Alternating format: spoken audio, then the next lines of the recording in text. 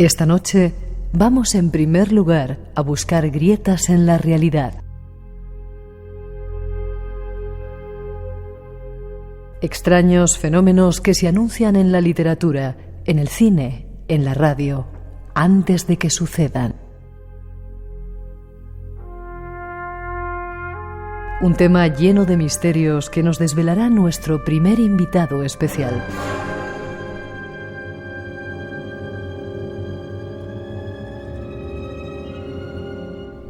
Habrá también un tiempo para las conspiraciones.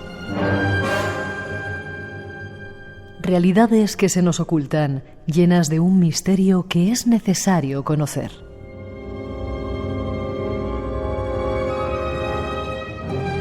En el programa tenemos a un experto que esta noche viene dispuesto a traer algo de luz sobre eso que se nos oculta.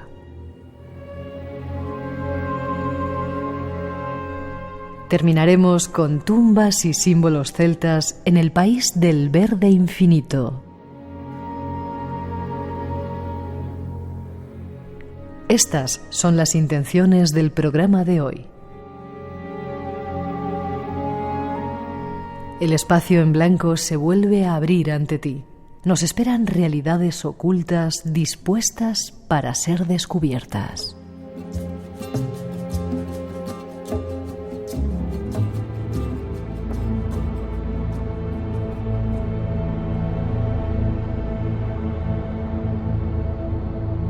Estas son las intenciones, eso es lo que os hemos preparado para esta noche y solo nos queda saludar a nuestro primer invitado de lujo, don Carlos Canales. ¿Cómo estás? Buenas noches, muy bien. Un placer que estés aquí con nosotros. Y para mí lo es. El otro día en Murcia no te quisimos meter al programa porque contigo hay para hacer muchos programas y sobre todo este tema que hoy vamos a tocar era mucho más amplio del tema que hoy tenemos. Por eso estás aquí y te lo agradezco. Hay alguien que dice de ti, Carlos lo sabe todo. Es un sabio del siglo XXI. Le puedes preguntar desde hacer una receta de un plato hasta cualquier otra cosa de historia o de cualquier otra cosa. Pero eres abogado. Sí, soy abogado. Un sabio del siglo XXI. ¿Eres de Cantabria? No, yo soy madrileño de 3 abuelos cántabros. 3 abuelos santaneros y padres santaneros también. He visto por ahí en un sitio que eras cántabro. No, lo soy de sangre, sí, de origen. Y he vivido allí también. ¿En qué parte? En Santander Ciudad. Sí. Santander Ciudad. Yo vine en el año 90 y cuando vine conocí a una persona que te sonará. Era mi vecino de despacho y se llama Jesús Callejo. Ah, sí. Ahí nos conocimos. Y ahí empezasteis. Exacto. Y viniste por primera vez en el año 90. Al programa a hablar de... El primer programa de radio que estuve en mi vida fue contigo cuando estabas en la calle de Bolivia o por ahí, en sí. esa zona. ¿Y un libro habéis escrito? Sí, en concreto en el caso tuyo fue por seres y lugares en los que usted no cree, pero nos habías llevado ya por duendes. Y ha pasado tiempo, ¿eh? Un cuarto de siglo desde... Un cuarto de siglo, yo no llevo la... Bueno, este es nuestro invitado, 900-137-137, nuestro teléfono. Preparaos, que va a contar unas cosas increíblemente alucinantes, pero que están ahí. Tras esa introducción comenzamos.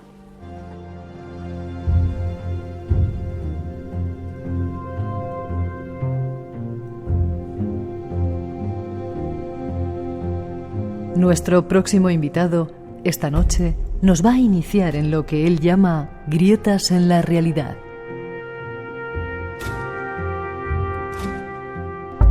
Un extraño tema en el que se puede probar que lo que ocurre ya estaba escrito con años de antelación.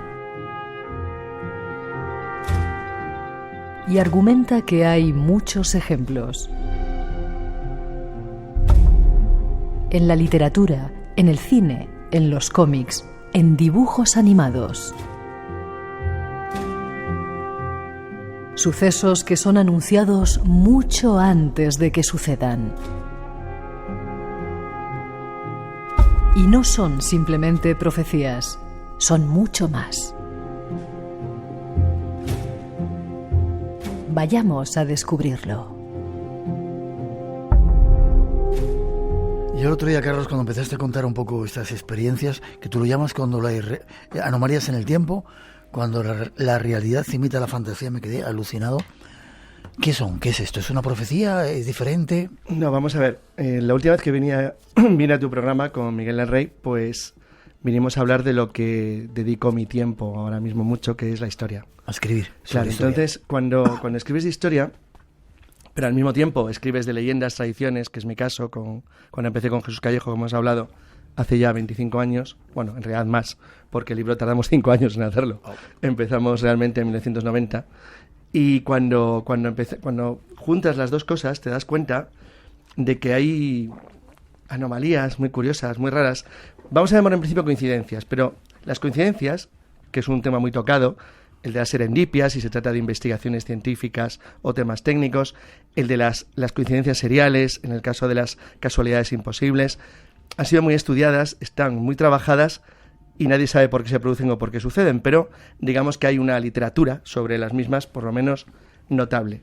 Sin embargo, lo que vamos a hablar hoy, que es de lo que hablé yo el otro día, es de algo distinto, ligeramente diferente, que es qué ocurre cuando, y ahora haré las diferencias, lo que ocurre, lo que sucede, ya está escrito, y dices, bueno, eso es una profecía, ¿no? A ver, el profeta es una persona que se supone que tiene el don, o cree tener el don, de poder adivinar el futuro. El profeta es consciente de que él tiene visiones o fogonazos, o bueno, alguna forma o algo que le permite hacer creer que lo que él va a contar le va a permitir adivinar lo que va a ocurrir. Y digo la palabra adivinar a propósito. Eso puede suceder o no, pero normalmente la profecía, aunque hay excepciones, suele tener un elemento críptico, no es tan clara. Se supone que el profeta tiene que ser interpretado por alguien que antes de que el suceso ocurra lo va a conocer, o si no, una vez pasado, a posteriori, alguien va a poder interpretar lo que ha pasado. Sería el caso, por ejemplo, de Nostradamus, profeta clásico, o sea, que escribe unas cuartetas en las cuales anticipa sucesos por venir que son interpretados por especialistas que creen entender lo que dice y que nunca aciertan porque siempre lo hacen a toro pasado. Pero bueno, ese sería el profeta clásico. El segundo elemento, que tampoco es lo mismo, sería la prospectiva. La prospectiva es el análisis técnico del futuro, es decir, la gente que estudia o analiza lo que va a ocurrir y lo hace en función de conocimientos suyos. Es decir, el caso perfecto sería Toynbee, por ejemplo, historiador que llega a ciertas conclusiones, o Spengler, sobre lo que puede ocurrir en el futuro, basándote en el análisis y conocimiento de la realidad y del pasado, interpretando las conductas humanas a nivel social, a nivel de naciones, de países, de comunidades organizadas. Eso sería un trabajo, en cierto modo, técnico. Y luego hay un tercer elemento, otra tercera variante, que, bueno, que como dijo un amigo mío que es editor, es casi un género literario, que son los libros revelados, es decir, las revelaciones. En la revelación hay alguien que recibe un mensaje de una entidad sobrenatural. Esa entidad sobrenatural puede ser lo que sea, puede estar interpretado como pues, a la Virgen, puede ser un ángel, puede ser un extraterrestre, lo que quieras. Entonces, el libro revelado no es obra de quien lo escribe, sino que el que lo escribe es transmisor de un mensaje. Esto que vamos a hablar hoy no tiene nada que ver con ninguno de estos tres. No es ni una profecía, ni una revelación, ni un caso de prospectiva. Son casos en los que alguien, una persona normal, en un momento dado, debido a su profesión o a su trabajo, es decir, no estamos hablando de que tenga intención de hacerlo, hace una creación intelectual que es suya. Esa creación puede ser un poema, puede ser una novela, puede ser una obra de teatro, puede ser una película, puede ser un programa de radio o una canción. Y lo que hace ahí tiene un mensaje que reproduce o es reproducido con exactitud asombrosa por los hechos reales en el futuro, sin que él lo pretendiera. Es decir, simplemente haciendo ese trabajo, pues adivina el futuro. Hay una pequeña variante dentro de ello. Hay algunos casos de los que vamos a ver que yo los dividiría en dos. Los que simplemente una persona haciendo una obra de creación, pues resulta que la realidad imita lo que está ya escrito en esa obra, y casos en los que el autor sí pretende hacer una obra que se desarrolla en el futuro, pero no necesariamente con la idea de adivinarlo, sino en modo ficción. Y luego esa ficción es estrictamente recogida por la realidad de una manera asombrosa, ya sea, como veremos luego, en un libro, en un dibujo, en una psicografía o en una película. Entonces, esto es un fenómeno muy raro porque normalmente se nos escapa, dado que aunque ocurre, está claro, todos los días, no lo vemos. Porque tiene que ser un hecho muy importante o muy llamativo para que alguien se fije o de repente pues encienda una bombillita y diga, ostras, esto yo lo he visto en alguna parte. Y te pongas a buscar y efectivamente, eso que tú has visto esté ahí.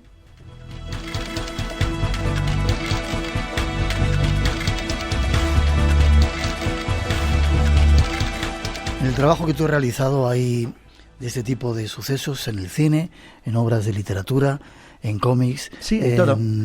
en películas. Sí, hay absolutamente en todo. Lo que pasa que, claro, como para lo del Congreso del otro día había que hacer una selección, pues bueno, elegí algunos elementos muy, muy simbólicos, bien porque el caso que reproducían era muy conocido, bien porque era una persona con especial tendencia a que lo que escribía sucediera en el futuro, sin ser un profeta, o bien porque eran especialmente llamativos y eran además poco conocidos. Algunos son más conocidos que otros, los ejemplos que puse.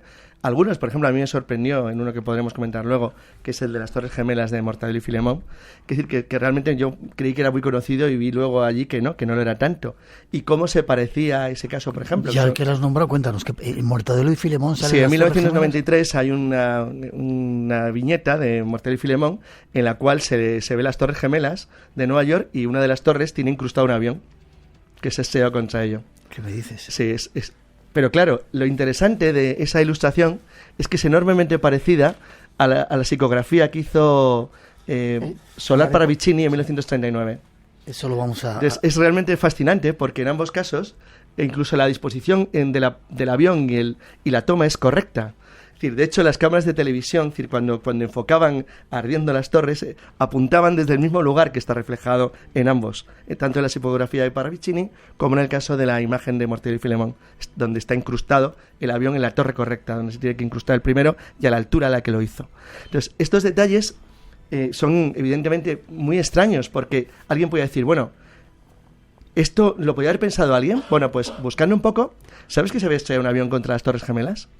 ¿Sí? Se estrelló una avioneta, sí. Unos años antes se había estrellado una avioneta. Y está claro que las Torres Gemelas podían ser un objetivo de un atentado terrorista, y de hecho ya lo habían sido. Pero podía ser yo qué sé... Claro, podía ser perfectamente el Empire State o la torre o la Estatua de la Libertad, que es muy simbólica. Sí. Entonces, es curioso porque lo que está claro es que aunque sean elementos simbólicos, cuando la casualidad supera una determinada posibilidad o ritmo de posibilidad, pues te empieza a parecer más extraño, porque empieza a parecerte ya algo anómalo. Y sobre todo cuando se repite, no en un solo caso, sino en varios y con distancias distintas en el tiempo y con objetivos diferentes. Fíjate qué diferencia la de Paravicini, que hacía psicografías claramente donde intentaba interpretar sucesos venideros. Eso sí se parecería a lo que sería una profecía, dado que había una intencionalidad en ello, aunque no fuera tan metódica como la de un profeta que escribe o lo marca, a la de Mortadelo y Filemón, que obviamente Ibáñez no tenía ninguna pretensión de adivinar que se iban a estrellar dos aviones contra las Torres Gemelas. Entonces, en estos casos tan curiosos, los puse como ejemplo gráfico porque era más cómodo para que la gente viera que lo que estaba contando yo antes de novelas o de libros se daba en cualquier situación, en cualquier orden de la creación humana. Lo que pasa es que lo que nos cuesta es encontrarlo, porque muchas veces aparece totalmente camuflado dentro de una obra. Yo puse un ejemplo, que te acordarás, que cité una película, que los 3 días del Cóndor, en la cual una película que se desarrolla durante la Guerra Fría, en los años 70, un equipo de investigadores de una agencia americana se dedica a leerse todas las novelas del mundo para ver qué ideas puede tener un terrorista o el enemigo, en este caso de la Unión Soviética, del Pacto de Varsovia, para aplicarlas contra ellos. Entonces, esto es interesante porque en algunos casos podría pensarse que alguien se ha inspirado en una novela para cometer un determinado tipo de acto. Y entonces, en ese caso, claro, la realidad imita la fantasía porque el autor el que crea la realidad ha copiado un caso. Pero ninguno de los que yo elegí eran de este tipo. Los que yo elegí se notaba claramente que era un elemento casual, que es lo que le hacía más preocupante y más peligroso. Porque te das cuenta claramente, es lo que te parece más extraño, que no había ninguna intención, que no había no solo ninguna intención, sino que además había como patrones en los hechos que dan mucho más miedo. Entonces, en todos los casos que voy a contar hoy, voy a añadir un tercer elemento, que es lo que realmente preocupa cuando lo escuchas o cuando lo lees. Lo vamos a ver si te parece, ¿vale? 2:23, 1:23 en las Islas Canarias. Este es nuestro invitado, preparados para escuchar cosas súper sorprendentes. 900-137-137 nuestro teléfono. Nos vamos a comenzar con algunas de ellas. Espacio en Blanco, en Radio Nacional, con Miguel Blanco.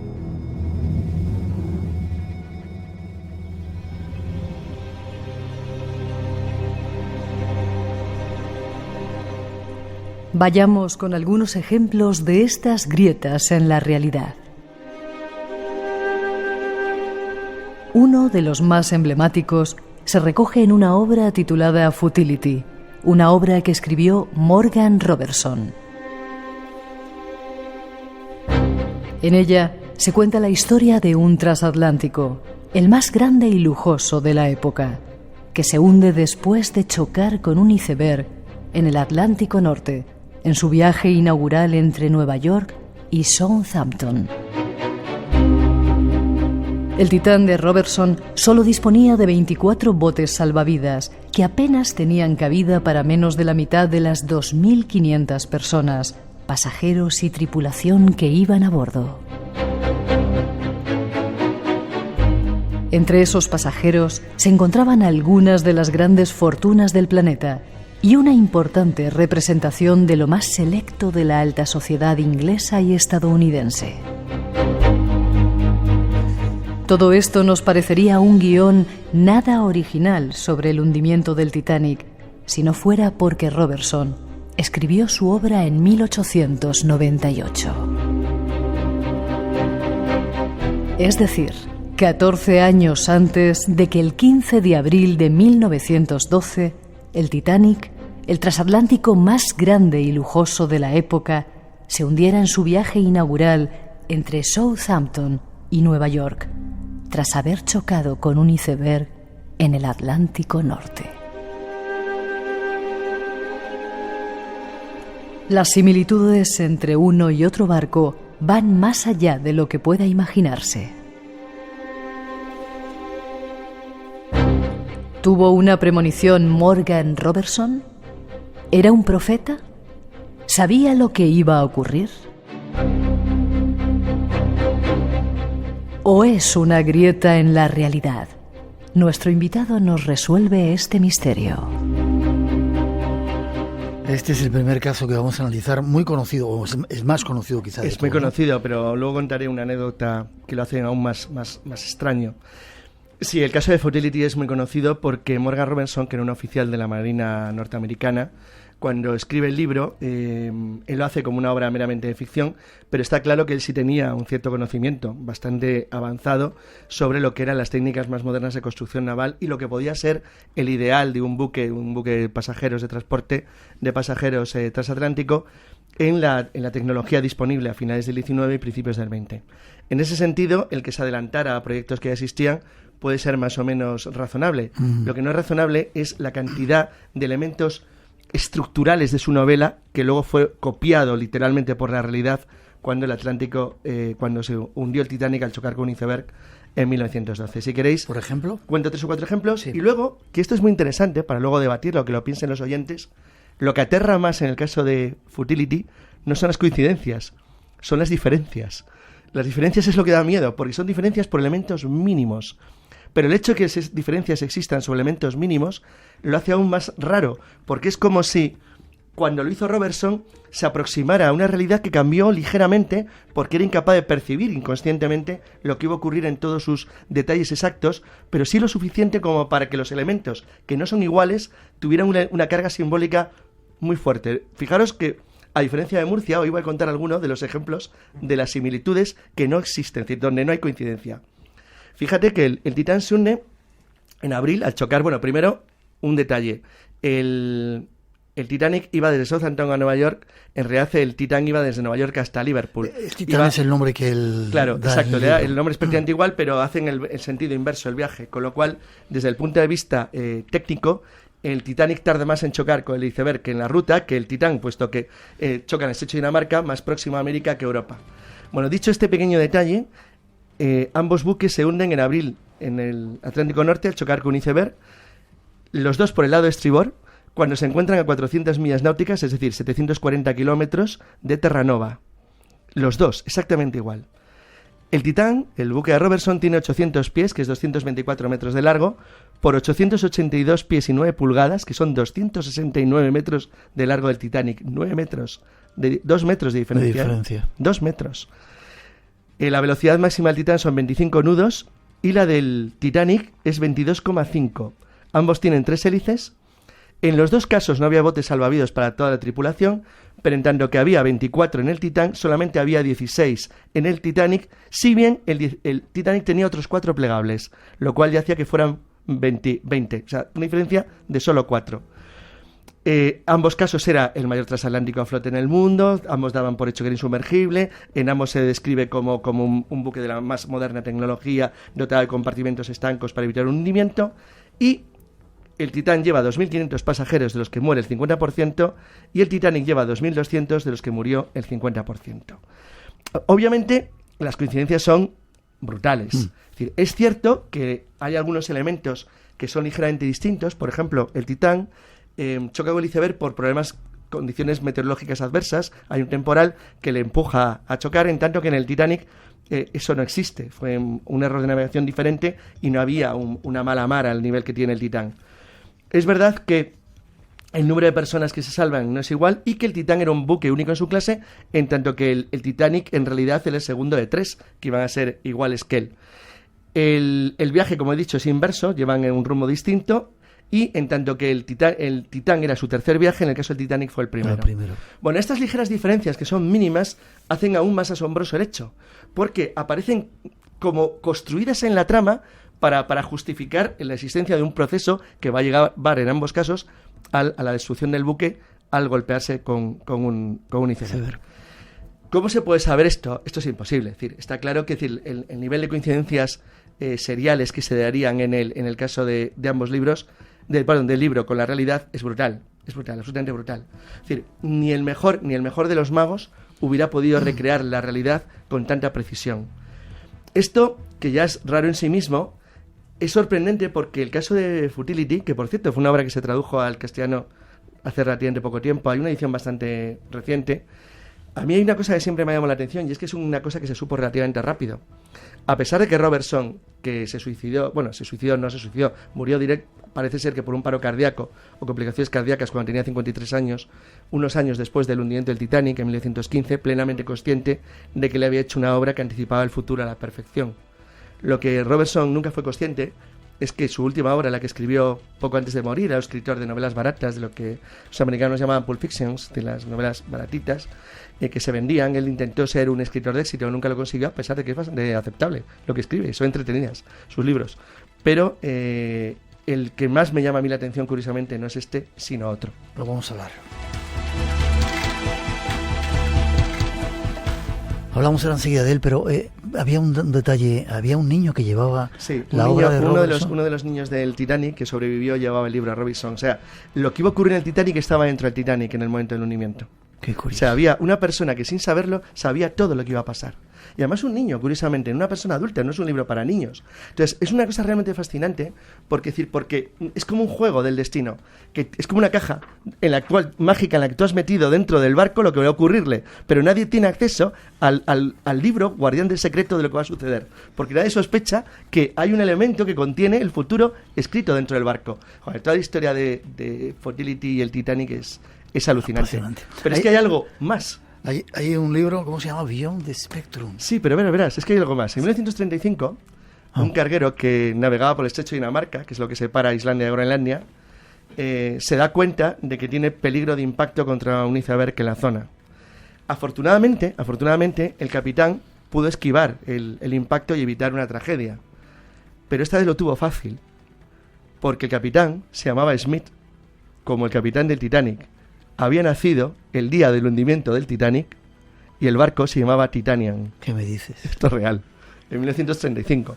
Entonces, claro, cuando dos casuales de este tipo se le suma una tercera, esto es lo que llama una grieta en la realidad.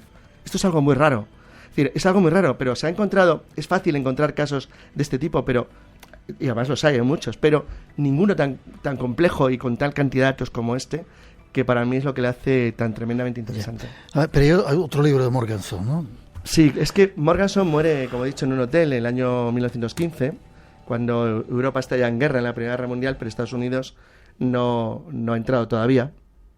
Y a él se le ocurre hacer un libro donde esta vez se hace un libro de anticipación. O sea, es lo que hoy llamaríamos, no es exactamente ciencia ficción, aunque podría serlo, dado que habla de armas que no existen y de condiciones geopolíticas que tampoco existían. Con lo cual, en ese sentido, sería un libro de anticipación científica, como se llamaría, que es lo que da luego el nombre en los años 50 en inglés de science fiction, ciencia ficción, y lo sería, en cierto modo, porque todo lo que está contando está pensado desde un punto de vista racional, pero es algo que todavía no ha ocurrido, pero que él piensa que puede ocurrir. Sin embargo, como ya había escrito Futility, realmente esto lo convierte en un libro realmente extraño. Se llamaba Beyond the Spectrum, más allá del espectro, y lo publicó en 1914, el año que comienza la Primera Guerra Mundial. Bueno, cualquiera que haya visto la portada de la edición de Más allá del espectro ya se queda pasmado, porque dices, ostras, pero si hay un avión volando sobre barcos en 1914, dices, bueno, ¿y qué? ¿Había aviones? ¿Y había barcos? Sí, pero nunca había nadie usado un avión para atacar un barco en 1914. La Guerra Mundial acaba de comenzar, no había habido ningún derribo de aviones, es decir, porque todavía no combatían entre ellos los aviones. Primera Guerra Mundial. Sí, hablamos de la primera, hablamos del año 14. Entonces, dices, bueno, ¿y qué cuenta el libro? Pues aquí viene lo interesante. En la ficción del libro, en diciembre, bueno, es una fecha cualquiera, diciembre de 1914, Japón decide lanzar un ataque preventivo contra los Estados Unidos. ¿En dónde? En Pearl Harbor. ¿En Pearl Harbor? Sí, en las Islas Hawái. En el centro de la base naval principal americana del Pacífico. Y a continuación prevén atacar Filipinas también. Por supuesto, el ataque se prepara para que sea sorpresivo en el mes de diciembre, una mañana de domingo. Y en el ataque los japoneses utilizan máquinas voladoras, bombas brillantes que caen del cielo, y finalmente, al final del libro, Japón pierde la guerra. Y dices, ostras, ¿Japón atacó a Estados Unidos preventivamente? Sí, lo hizo. Pearl Harbor. ¿Qué eligió? Pearl Harbor. ¿Qué día eligió? Un domingo. ¿De qué mes? De diciembre. El día 7, de hecho, del año 41. ¿Te has dado cuenta de un detalle? Diciembre del 41. El libro se escribe en diciembre. El libro es de diciembre del 14. Es la misma fecha, cambiado, simplemente el número. Y las armas, obviamente, fueron bombas de aviación y torpedos, y los japoneses acabaron perdiendo la guerra. Por supuesto, después, el mismo momento que atacan Pearl Harbor, atacan Filipinas también. Alguien podría decir, ¿no hay ningún caso igual? Sí, sí lo hay. Jack London, el famoso Jack London, el escritor, fue corresponsal de guerra durante la guerra ruso-japonesa, unos años antes, en 1904. Y Jack London, que era un tío observador y bastante curioso, llegó a la conclusión de que tarde o temprano, si Japón tenía éxito frente a Rusia, y todo daba a entender que lo iba a tener, y de hecho lo tuvo, acabaría haciendo lo siguiente. Eso es prospectiva. Es decir, eso es análisis político de la realidad geopolítico. Jack London consideraba que los japoneses, sin duda alguna, atacarían primero las islas alemanas del Pacífico Central, se las intentarían quitar porque Alemania era una nación débil, situada al otro lado del mundo, y aprovecharían el primer momento que tuvieran oportuno. De hecho, lo hicieron durante la Primera Guerra Mundial. Les quitaron la concesión de Tsingtao en China y atacaron las islas del Pacífico Central que habían sido españolas hasta unos años antes. Es decir, las Carolinas, las Marianas, las Palau. Bueno, eso entraba dentro de lo probable, y de hecho ocurrió. Y él avanza más. Él está convencido que una vez que los japoneses hayan eliminado a sus adversarios chinos, rusos y alemanes del Pacífico, el golpe siguiente sería contra los Estados Unidos, en Filipinas y en Pearl Harbor, en Hawái. O sea, había ya algo de lógica, pero nadie llega al extremo de preverlo con la precisión que hace Robertson, y sobre todo incluyendo el factor del ataque aéreo y el mes elegido y el día elegido. Qué curioso. Nos dicen algunos oyentes que los Simpsons se han adelantado también. Es falso lo de los Simpsons. Vale, luego lo vemos. 2:37, 1:37 en las Islas Canarias, 900, 137, 137. Si queréis preguntarnos, seguimos con temas sorprendentes con Carlos Canales esta noche. Radio Nacional, el sonido que nos une. Y llegaron a estar navegando por él 365 barcazas. Este domingo recorremos una obra de ingeniería monumental, el Canal de Castilla. Nómadas, con Álvaro Soto. Una travesía por los campos de Palencia, Burgos y Valladolid. Este domingo a la 1 de la tarde, mediodía en Canarias. Radio Nacional de España, el sonido que nos une.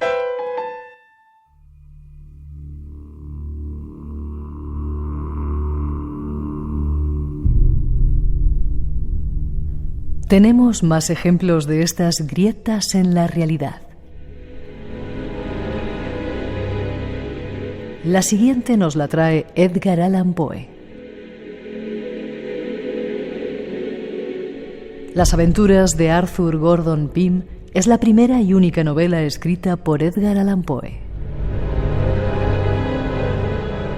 Se publicó en el año 1837. Las aventuras de Gordon Pym es una narración sobre el viaje de dos jóvenes a bordo de un ballenero que se pierde en las tinieblas de los océanos y que cae en manos de un sector de la tripulación en un motín sangriento. Las aventuras de Arthur Gordon Pym es un clásico entre las novelas de terror. En sus páginas hay atisbos de canibalismo, mucha fantasía y presencia de seres terroríficos. Y quizás también profecías de algo que estaba a punto de ocurrir.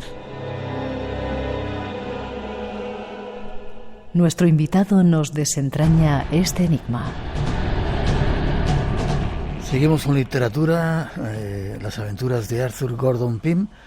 Cuéntame de qué va esta historia. Bueno, este es el ejemplo que sería, a diferencia de los de Robertson, este es el ejemplo clásico, que hay muchos, que fueron los primeros que yo conozco, los recogió en su momento, fueron recogidos más o menos en los años 60, empezó a haber una especie de recopilación de libros en los cuales había anomalías crecientes, pero que no era el objetivo del libro. Es decir, así como el caso de Robertson que acabo de citar, era evidente que pretendía contar lo que cuenta, lo que pasa es que lo acierta con una verosimilitud exagerada.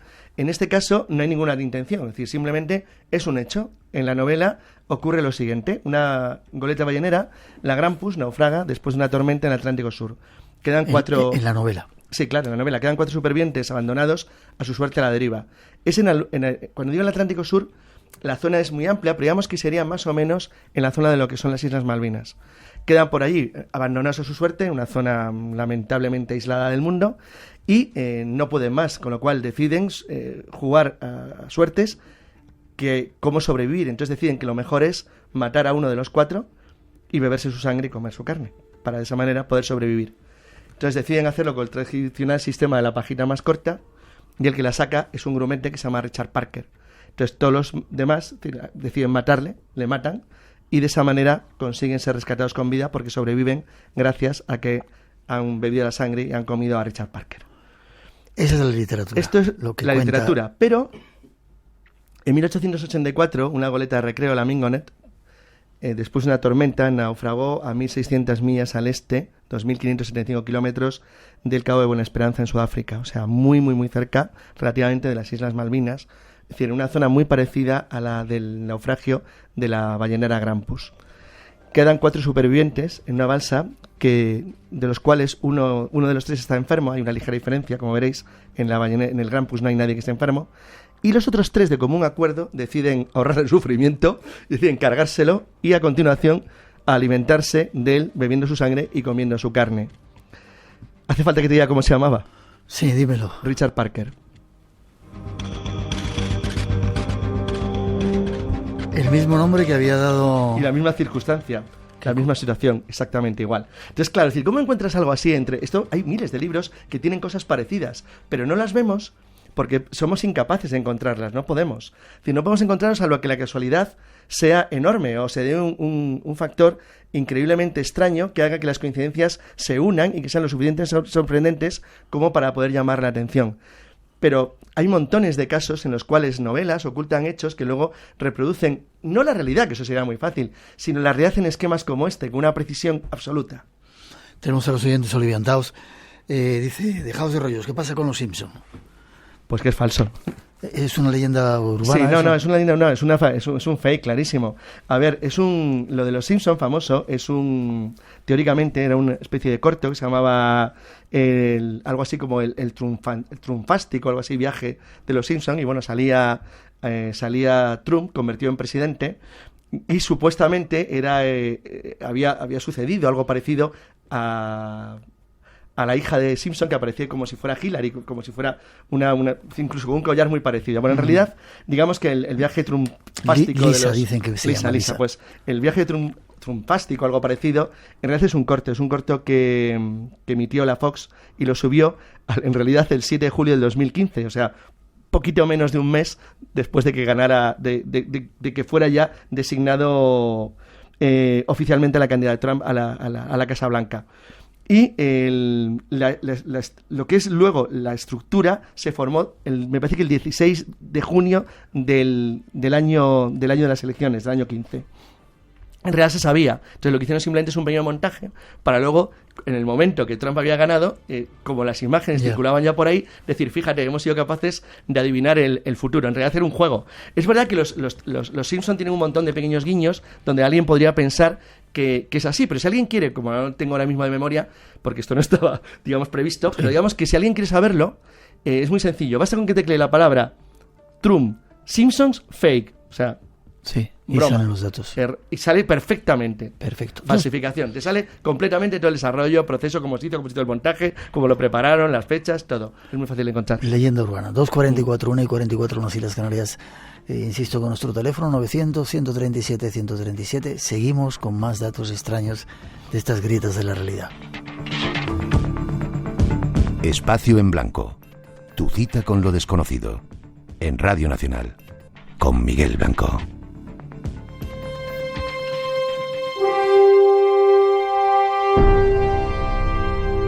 Vayamos con más autores que esconden enigmas proféticos en sus obras. El siguiente es Lester del Rey. Nadie sabe qué se le pasó por la cabeza para presentar en su editorial un manuscrito donde, por casualidad, se narraban hechos que estaban aún por llegar. Hay quien dice que el comandante astronauta Neil Armstrong, al leer aquella novelucha de insignificante tirada, se encogió de hombros sorprendido. Él había sido el primer hombre en pisar la superficie lunar con la célebre frase «Gran paso para la humanidad» sobre la llanura de la Luna. Lo que nadie comprendía es por qué alguien lo había escrito 15 años antes. Ramón Felipe Álvarez del Rey, más conocido por Lester del Rey. Él fue el escritor de esta novela titulada Misión a la Luna. Todavía sigue siendo un misterio cómo Lester del Rey acertó no solo que era la primera vez, sino que también acertó con los nombres tanto de la nave como del comandante que se convertiría en el primer hombre en pisar la Luna. Y al final, y aunque la suerte le sonrió como escritor, nunca quiso aclarar a sus seguidores el porqué de aquella casualidad. Nuestro invitado quizás nos dé la respuesta. Pues vamos con otro tema, otro de estos temas extraños. Este sí que es interesante. ¿Lester del Rey, escritor español? No, se llamaba Leonard Knapp, era americano, y él se hacía llamar Ramón Felipe Álvarez del Rey, pero porque le gustaba, le sonaba bien, y era muy llamativo el nombre, pero en realidad se llamaba Leonard Knapp, era un norteamericano. Era un escritor de novelas pulp, de novelas de estas basurillas, de novelas baratas, pero de la época dorada de la ciencia ficción. Lester del Rey es uno de los grandes escritores de ciencia ficción del siglo XX, y a pesar de que, incluso a pesar del nombre que se ponía Ramón Felipe Álvarez del Rey, él se hacía llamar Lester del Rey. O sea, era como un seudónimo dentro de un nombre que también era falso. Bueno, era un hombre acostumbrado desde el principio a la fantasía, a las historias, y era un tío muy creativo. Lo que pasa que es que es verdad que nunca lo ha aclarado porque hay que decir la fecha. Él lo escribió, lo que voy a leer ahora, en 1954. Como es bien conocido, Armstrong llega a la Luna en el año 69. El libro de Lester del Rey empieza así. La nave Apollo se posó en la superficie de la Luna. Tras varios pequeños brincos pudo estabilizarse. Se abrió su rampa y por ella ascendió el comandante Armstrong para pisar por primera vez el suelo de este mundo desconocido. Es fascinante porque no acierta exactamente, pero casi. La misión era la misión Apolo, la nave no, la nave era la Columbia. Entonces no era exactamente lo mismo el nombre, pero el famoso, el módulo, ¿sabes? Que es el águila, el eagle, es decir, que es el que se posa.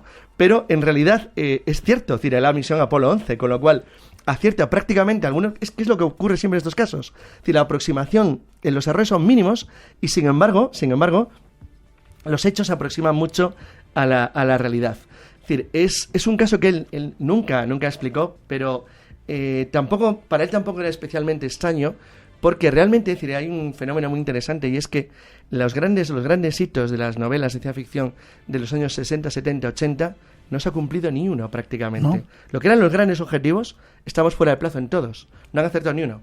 Entonces, es sorprendente porque la ciencia ficción, que fuera por estadística, con todo lo que se escribía, tenían que haber acertado mucho más. Yo me acuerdo de un detalle, que lo hablé cuando estábamos preparando uno de los programas nuestros de radio, y surgió este tema, y una conversación con Jesús Callejo estuvimos hablando en Sevilla, me acuerdo hace unos años, de un tema que estaba relacionado con esto. Y es que tú te acordarás de las famosas jornadas que hacía la Asociación Don Cecilio. Sí. Bueno, pues ellos eran grandes amantes de la ciencia ficción, los organizadores, y tienen una fantástica tienda de segunda mano de libros, novelas antiguas, todo tipo de literatura y también de discos. Bueno, pues uno de los promotores, que murió desgraciadamente hace unos años, Felipe, era un gran amante de una serie de novelas escritas en España en los años 60, 70, más bien 70, primeros 70, finales 60, que empiezan de una manera muy curiosa. Entonces, tú imagínate una España del futuro, cuando estaba a escribir, que estaba dirigida por la familia Aznar. ¿Sí? Sí, claro, la saga de los Aznar.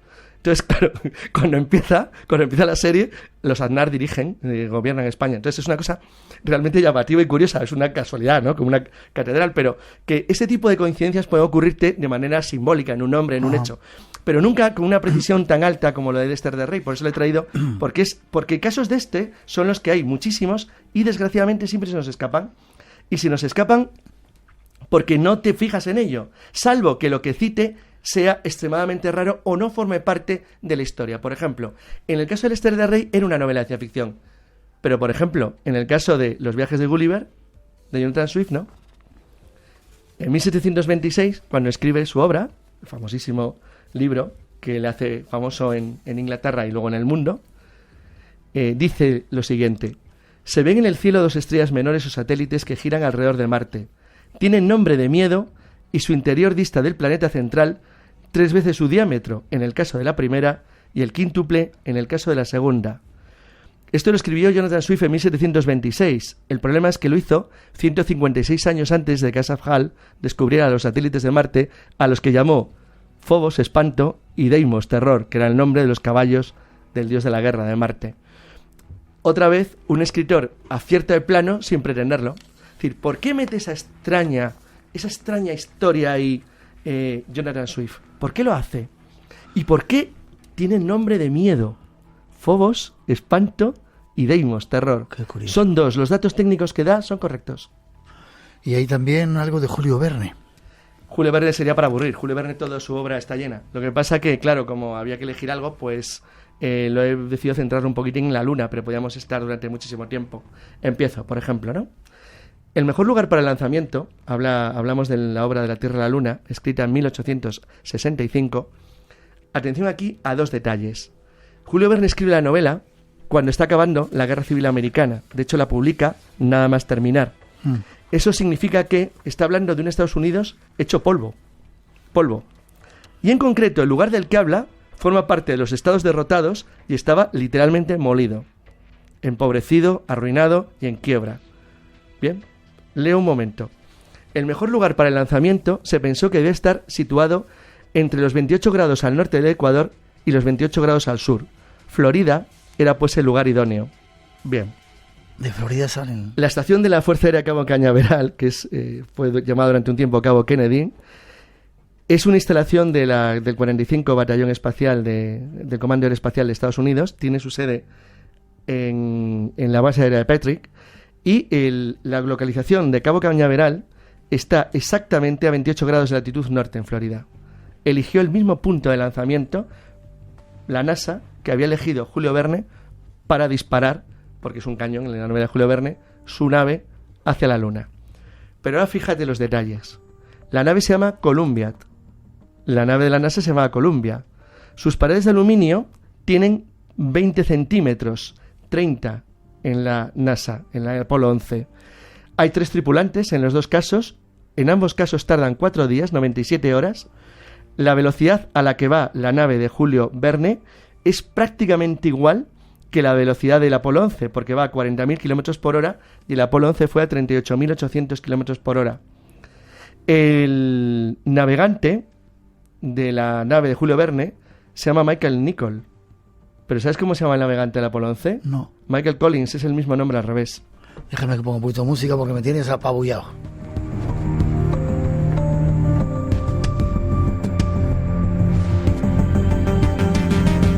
Luego, Carlos, te voy a preguntar, y nuestros oyentes también, se me caen hasta los auriculares. Sigo. ¿Sigues? El coste fue 12.112 millones de dólares en el caso de Julio Verne, cuando en realidad costó 14.400, está muy cerca.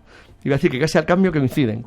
Y lo interesante, que esto sí que es más absurdo todavía, es que para buscar un lugar punto idóneo de seguimiento de la nave, Julio Verne se le ocurre otra cosa que instalar un telescopio de seguimiento en las montañas rocosas, que era territorio indio totalmente salvaje, en manos de apaches en aquella zona, y que coincide a la perfección con el telescopio de Monte Palomar, ¿Qué en es las de montañas dónde? rocosas, sí, va ahí en medio del territorio indio del oeste. Por cierto, hay algo más interesante, que es lo que llamamos de las anomalías de circunstancia. La nave de Julio Verne ameriza en el Océano Pacífico. En realidad, donde tenía que haber caído el Apolo 11 no era allí. Habían elegido un lugar con tiempo estable a 1.500 kilómetros al sudeste de las Islas Hawái, que era el lugar donde tenía que tomar contacto con nuestro planeta. Sin embargo, hubo un problema. Hubo una tormenta. Entonces la tormenta hizo que finalmente el lugar de amerizaje donde la cápsula del Apolo 11 fue recogida por los SS Hornet, un portaaviones norteamericano, estaba, atención, a 4 millas del punto de Julio Verne. En el planeta Tierra entero, para elegir el mundo. Flipando, dice, con lo que cuenta Carlos, alguien que nos escucha de Argentina y un montón de oyentes desde España y fuera de nuestro país. ¿Y es algo más raro? ¿Todavía tienes más? Sí, no, una cosa más rara todavía, mira. Vale. Para lo que hemos hablado al principio, ¿cómo se localizan estas cosas? ¿Por qué sabemos que hay muchísimos casos que no vemos? Porque es imposible, ni siquiera con el mundo de Internet. Bueno, ahora de hecho es casi más complicado, porque hay demasiada información, hay sobreinformación y es difícil detectar ya incluso las fechas exactas. Fíjate lo de los Simpson, puede ser manipulado para poder alterar la fecha, incluso en un mundo actual. Se tardó muy poco en localizar que lo de los Simpson era un fake claramente hecho por la propia Fox, pero sin embargo juegas con una ventaja, que es que la transmisión de Internet de las noticias, aunque sean falsas, es tan rápida que probablemente esto quedará como una leyenda urbana eterna, nunca la vas a quitar ya de la mente popular. O sea, aunque todo el mundo sepa si quiere investigar lo que es falso y tardas en Google exactamente un minuto, tecleando la palabra fake Simpson Trump, ya sabes que es falso, porque es lo primero que te sale. Dice, ¿cómo se hizo la falsa? Bueno, pero sin embargo, vas a ir dando vueltas. Pero hubo un tiempo en que Internet no existía. Lee una noticia publicada en el Boston Globe de Estados Unidos el 26 de agosto de 1883 por Samson, que era el redactor jefe. Dice, 36.000 muertos tras la erupción de un volcán en la isla asiática de Pralape. Dices, bueno, ¿y qué pasa? Pues que un día después, el 27... Esto lo había escrito sin saber qué ocurría. Murieron 36.417 personas en la detonación del Krakatoa, que fue la mayor explosión volcánica del siglo XIX. La explosión fue tan gigantesca que las cenizas llegaron hasta Londres y, bueno, sabéis que el impacto la explosión se oyó a miles de kilómetros de distancia y gente que estaba a 40 kilómetros a la redonda quedó sorda del estruendo y, bueno, pues la altura de la ceniza alcanzó 80 kilómetros. Dices, bueno, ¿y cómo lo sabía el anterior? ¿Cómo lo sabía? ¿Y cómo sabía que eran 36.417 y el hijo 36.000? Nunca lo supo aclarar. Nunca se ha sabido.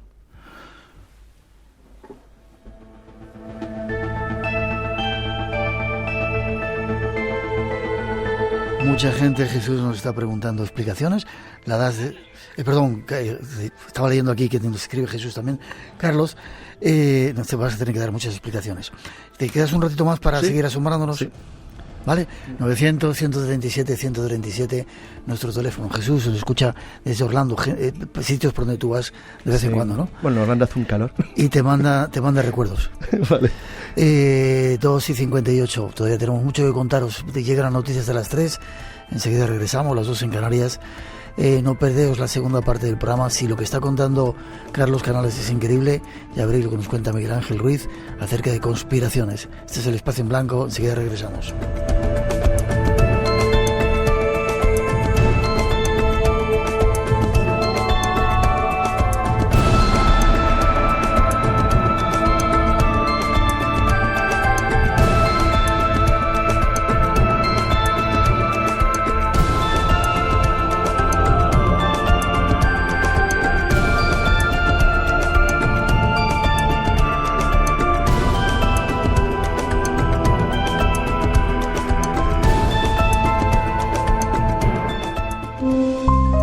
Esta noche, en Espacio en Blanco. Esto que prácticamente ni siquiera se plantea en películas de ciencia ficción, es un proyecto secreto de los militares, ¿no? Pero es que como eso hay mucho más. Están trabajando en antigravedad con lo que se llaman materias exóticas, que lo que puedan hacer, digamos, es vencer la atracción gravitatoria del planeta y con ello lograr nuevas formas de propulsión. Son las 3:06, 2:06 en las Islas Canarias. Una hora nos queda todavía por delante. Regresamos. El tiempo del misterio vuelve a vuestra casa. El Espacio en Blanco en Radio Nacional. Un saludo para todos los que seguís ahí conectados ahora en directo en Radio 1, Radio 5. Para todos los que nos descargáis en el podcast haciendo Dicen, que seamos el programa más descargado de esta casa y de otras muchas emisoras de radio. Y saludos a todos los que escucháis en la radio online desde Zahuira, Marruecos, desde el Sáhara, dicen el Sáhara, el antiguo Sáhara español, montones de lugares en África y en Latinoamérica, un montón de gente escuchándote, Carlos. Un tiempo que estamos ahora, que en la primera parte va a continuar buscando grietas en la realidad. No os perdéis las conspiraciones después. Tras esa introducción vamos con ello.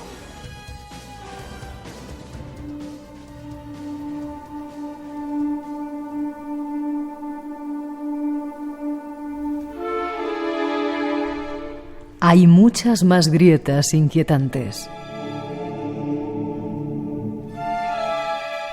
Las hemos visto en la literatura, pero las hay en videojuegos, en películas, en cómics y hasta en profetas como Benjamin Solari Parravicini.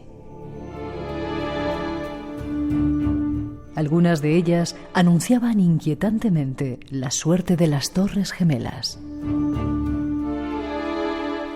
Veamos qué nos cuenta nuestro invitado. Estoy viendo, Carlos, la viñeta de Mortadelo y Filemón, increíble. Te pido, si puedes, que seas ahora sintético, porque tenemos todavía muchas cosas que quiero que nos cuentes. Las Torres Gemelas aquí en esta viñeta y el avión ahí en esa segunda torre. Hemos hablado de Solari Parravicini. ¿Quién más te había dado algún caso? A ver, las Torres Gemelas tienen toda una literatura demostrable, porque es verdad que estaban anticipadas un montón de ocasiones, no solamente en atentados previos terroristas. De hecho, hubo un intento muy serio que fue desmantelado precisamente al lado del World Trade Center unos años antes, y ya se había estrellado una avioneta, de casualidad. Se estrelló una avioneta unos años antes contra una avioneta pequeña de recreo, se estrelló contra una de las torres. No fue una catástrofe, pero fue un serio aviso. Es decir, era un objetivo terrorista, pero claro, también lo es la Estatua de la Libertad o por el efecto simbólico el Empire State, ¿no? Por poner un ejemplo. En ese sentido, no es de extrañar que formara parte de ilustradores, novelistas o especialistas en cualquier materia que las consideraran un objetivo de un ataque. Es verdad que, pero claro, los que existen como elementos gráficos, que van desde novelas de superhéroes hasta cómics, desde tebeos hasta lo que he puesto, por ejemplo, de Mortadelo y Filemón, o ahora comentamos lo de Solari Parravicini, pero también, por ejemplo, hay una imagen muy conocida del videojuego Mario Bros, donde están las dos torres destruidas, claramente, ¿sí? Y es de 1993. Entonces, digo por coger casos famosos que son fáciles de encontrar por cualquiera que quiera buscar un poquitín en internet, lo verá perfectamente. Entonces son cuestiones que son fáciles de encontrar y que al oyente le pueden aclarar. Pues bueno, no, de hecho no le van a aclarar nada, lo que le va a generar más dudas, como a cualquiera, pero en fin, que por lo menos se puede seguir de una manera muy curiosa.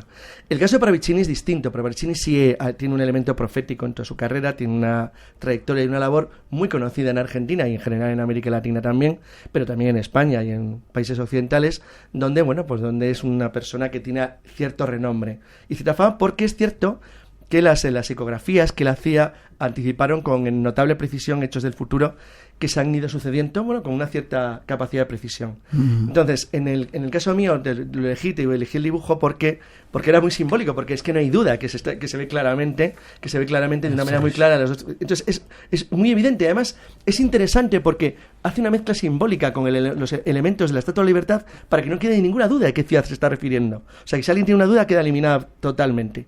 Entonces, este tipo de casualidades increíbles se repiten en todos los órdenes de la vida. El problema que tenemos es lo que decía al principio, cómo los encontramos. Entonces, claro, he traído, si quieres podemos comentar algún caso, algún ejemplo de casualidades anómalas o situaciones imposibles que a los oyentes les puede dar pues una idea matemática de qué disparate estamos hablando, de posibilidades. Si quieres puedo contar un caso muy curioso. Sí. Mira, hay un matrimonio norteamericano que se llaman Ralph y Caroline Cummings, que tuvieron 5 hijos. La mayor es Catherine y la pequeña se llama Cecilia. Pero fíjate las fechas de nacimiento. Catherine nació el 52, un 20 de febrero. Carol el 53, un 20 de febrero. Charles el 56, un 20 de febrero. ¡Qué puntería! Claudia el 61, un 20 de febrero. Y Cecilia, que ya lo hicieron a poste, estoy seguro, el 66, un 20 de febrero. La posibilidad que eso ocurra es 1 a 17.797.577.750. Es como si ganaras la primitiva 6 veces. Esto es imposible. Quiero que me cuentes una de un disparo. Ah, sí, el caso Ziegler, que es un caso... Sí. El caso Ziegler es muy interesante porque, como el caso de Beatriz, son casos que tienen estudio policial, que es lo que les hace... Es decir, hay un documento en este caso oficial. Es decir, hay un documento administrativo oficial, hay un documento público que determina porque hay una investigación. Porque son, en ambos casos, en el primer caso hay un muerto y en el segundo, sorprendentemente, como veremos, no hubo ninguno. Empiezo por el caso Ziegler, que es muy conocido. Henry Ziegler era un maderero tejano de cierto nivel, un hombre adinerado, que estaba prometido y hizo una cosa muy fea, y es que dejó a su novia tirada en el altar el día de la boda. Wow. En 1913, bueno, siempre es duro eso, pero en el 13 era más. Y en Texas, ahí en medio de las praderas, más todavía. El caso es que ella, que estaba despechada, triste y mal, se suicidó. Sí. Y su hermano decidió que esto no podía quedar así y que la única solución que tenía era la venganza. Así que se fue a buscar a Ziegler y, al estilo tejano, le pegó un tiro. Pero, aunque él estaba convencido de que la había matado y después de dispararle se suicidó también, en realidad la bala no mató a Ziegler, porque aunque le rozó la cara, se incrustó en un árbol. Para un poquito. ¿Y qué pasó después? Pues 20 años después, Ziegler quería quitar ese árbol que le estorbaba, le molestaba y no había manera de traer el árbol, era muy duro, muy resistente y decidió hacerlo a lo bruto, también al estilo tejano. Entonces no cogió otra cosa que meter una carga dinamita en el árbol, hacer un agujero, meter una carga dinamita y volarlo. Y lo voló. ¿Y qué pasó? Que la bala que estaba incrustada le mató. La que se ve incrustada. Sí, 20 años después.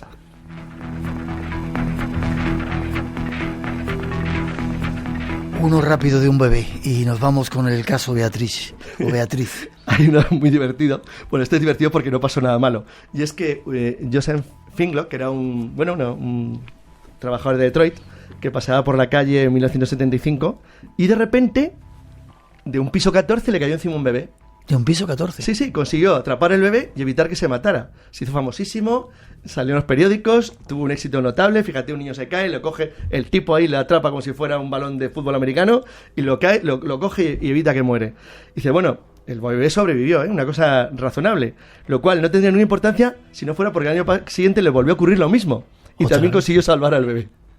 Entonces ya, claro, es decir, ya se convirtió en el salvador de bebés lanzados al aire. Parece que se los tiraban ya directamente a ver si los atrapaba, porque esto no es realmente normal. Déjame que vayamos con la última historia. 3 y 14, 2 y 14 en las Islas Canarias. Vamos quizá con la última historia, aunque Carlos podría estar contándonos aquí miles de ellas. Este es otro de los casos que decía que hay... Déjame que ponga una introducción y vamos con él. Vale. Espacio en blanco. Creamos universos sonoros para viajar y soñar hacia el más allá. Con Miguel Blanco, en Radio Nacional de España.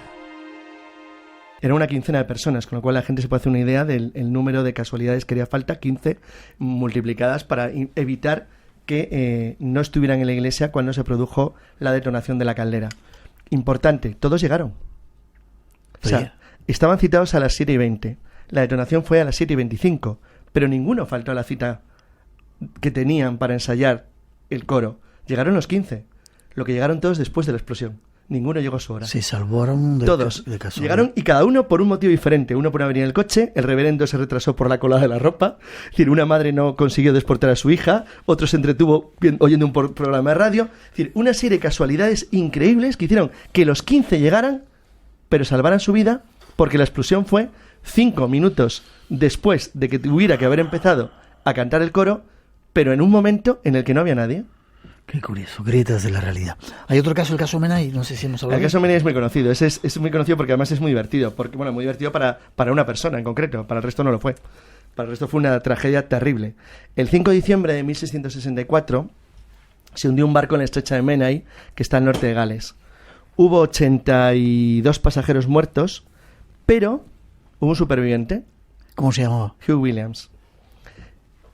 El mismo día, el 5 de diciembre de 1786, se hundió otro barco también en el estrecho de Menai. Hubo 70 pasajeros muertos, pero hubo un superviviente. ¿Cómo se llamaba? Hugh Williams. Y el 5 de agosto de 1860 un tercer barco se hundió en el estrecho de Menai con 24 pasajeros y ya sabes perfectamente cómo se llama el superviviente. ¿Cómo se llama? Hugh Williams. No hay que ir nunca en el estrecho de Menai con Hugh Williams. Ese va a salvar, pero el resto no.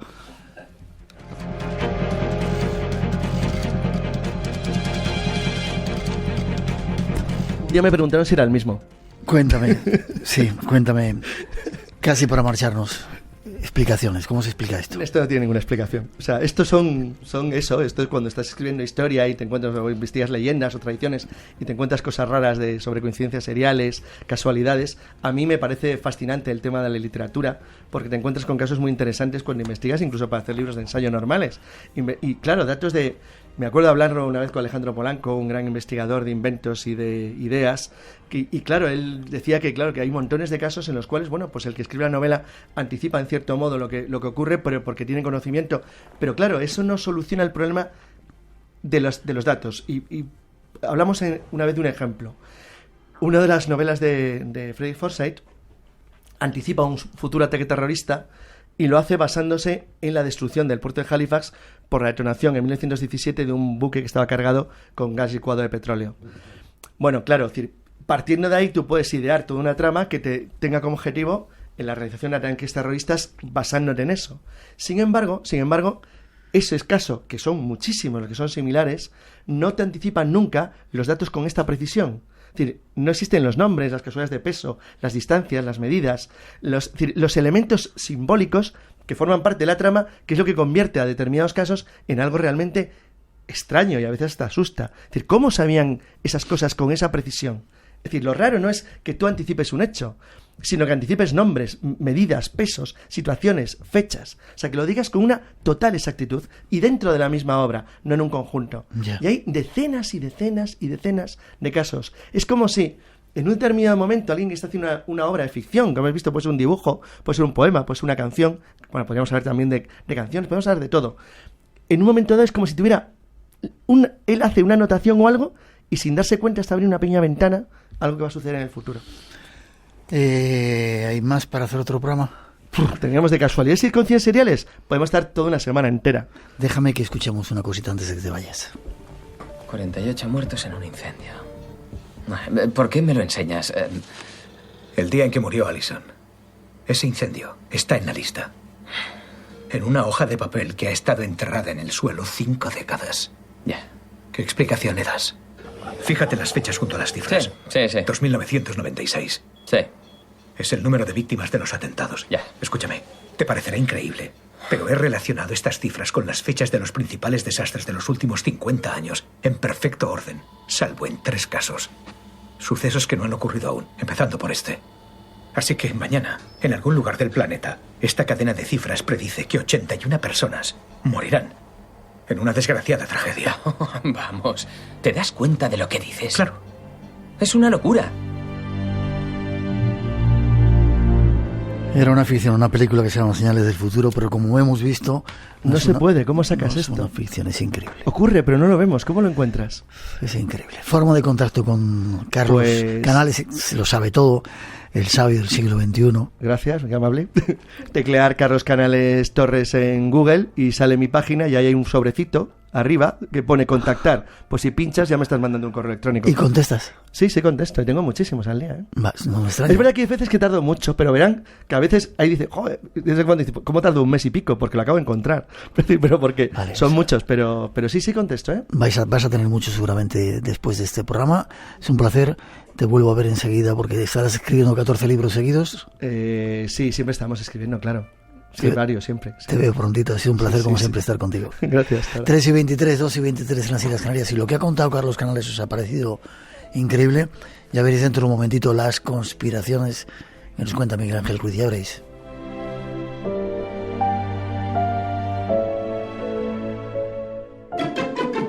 Radio Nacional, el sonido que nos une.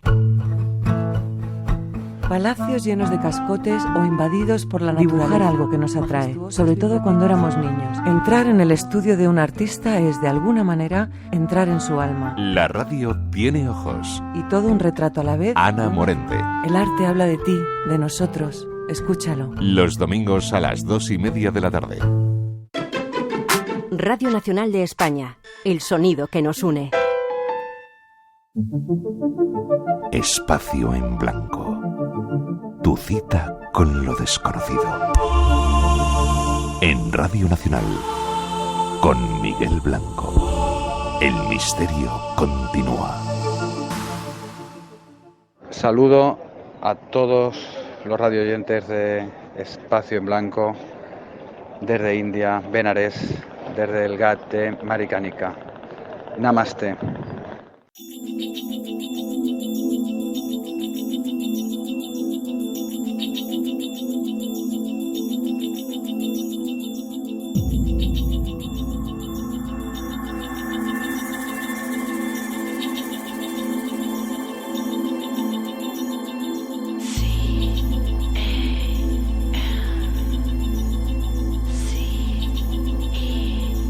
y 24 también nos escuchan desde India, desde ese GAT donde incineran, creman a los muertos. Gracias, saludos a todos los que estáis desde fuera de España escuchándonos. Y vamos, como os decía, con nuestro siguiente invitado, un compañero que nos va a hablar de algo que está ocurriendo en este momento, es el mundo de las conspiraciones. Escuchad. Y nos vamos hasta una tierra infinita, hasta Cantabria, a encontrarnos con nuestro compañero Miguel Ángel Ruiz. Buenas noches, Miguel Ángel. Muy buenas noches, Miguel. ¿Cómo estás? Pues aquí, entre legajos secretos y sacando nuevas informaciones. Conspiranoico te veo últimamente, muy conspiranoico. Bueno, en eso estamos siempre, a la última y buscando documentación. Sí, señor. Ingeniero de telecomunicaciones y de repente, bueno, otra de sus facetas en el mundo del misterio es buscar esos documentos que ha sacado últimamente, ¿no? ¿Es la primera vez que se habla de ellos o de las primeras veces que se habla de ellos? Bueno, esto sí, esta entrega realmente es una desclasificación muy reciente. Tiene que fecha 16 de enero de este año, de 2019, y yo la vi tan solo unos días después, aunque es verdad que formaba parte, digamos, de un programa que ya conocíamos, ¿no? Un programa que saltó a los titulares en 2017 y por el cual, no sé si te acordarás, Miguel, resulta que el gobierno de Estados Unidos tenía todavía activo un programa de búsqueda de ovnis, ¿no? Uh-huh. Eso nos llamó mucho la atención. Aquel programa estaba comandado por Luis Elizondo. Era un programa que se llamaba Programa de Identificación de Amenazas Aeroespaciales Avanzados, es decir, era un poco todo el tema ovni, pero después un señor que se llama Steve Aftergood, que lo que ha hecho es pedir más documentación al gobierno de Estados Unidos sobre qué programas secretos podían estar llevando a cabo.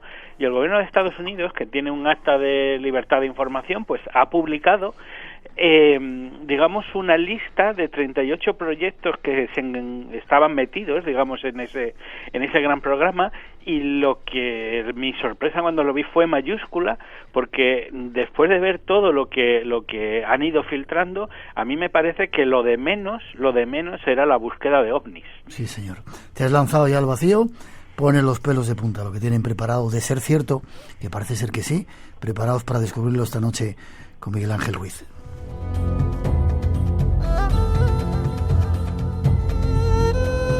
Como dices, hace nada, 3 meses, menos de 3 meses, han salido estos informes y hablan, entre otras cosas, proyectos secretos de capas de invisibilidad, propulsión nuclear para usar en misiones espaciales del espacio profundo, propulsión espacial basada en el vacío, agujeros de gusano, Stargate, comunicaciones gravitacionales, energía negativa.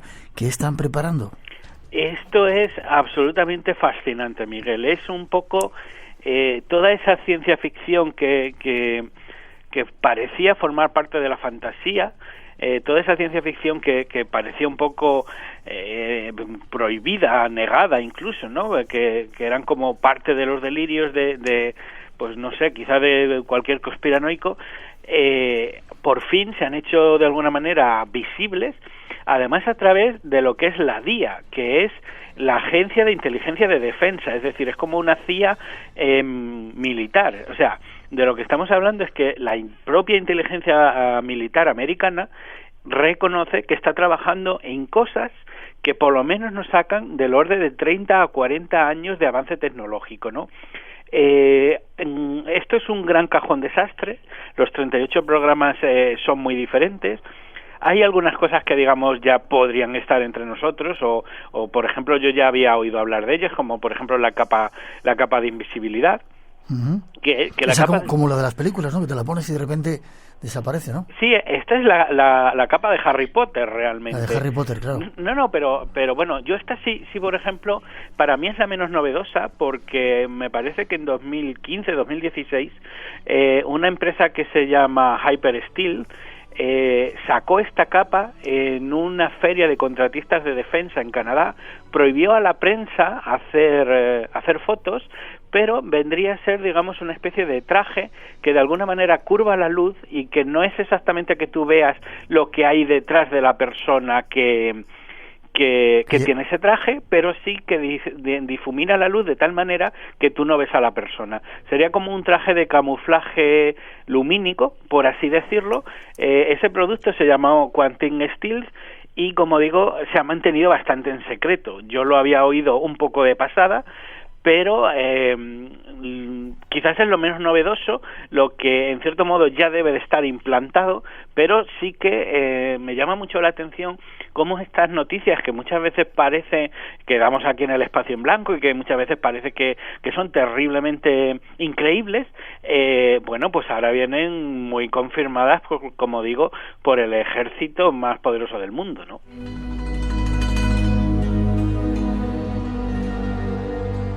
Y por la DIA, parece esa agencia de Mortadelo y Filemón, la tía era aquella, ¿no? Esta es DIA, que significa Agencia de Inteligencia de Defensa, una CIA militar. ¿Qué otros avances podrías resaltar? Pues mira, hay muchísimas cosas. Si quieres, vamos un poco de lo más normal a lo más novedoso, aunque normal aquí no hay nada. Hay otra cosa que me llama mucho la atención, que es un sistema de comunicaciones de ondas gravitacionales. Es absolutamente increíble una cosa así. Primero porque este tipo de ondas, las ondas de gravitación, que las predijo Einstein hará cosa pues de, no sé si fue en la década de los años 30 o años 20 o una cosa así, no ha sido hasta 2015 o 2016 que gracias al observatorio LIGO, que era un observatorio que por inferometría láser es capaz de ver ondas de gravitación, que básicamente son son ondas que se generan en el universo si dos cuerpos muy masivos de estrellas de tipo como el Sol o más grandes bailan conjuntamente, y esas ondas de gravitación en realidad serían como contracciones en el espacio-tiempo que son invisibles y que de alguna manera nos cruzarían a todos, ¿no? O sea, son pequeñas ondas que de alguna manera moverían nuestros cuerpos, ¿no? Haciendo que varíen, digamos, nuestro peso.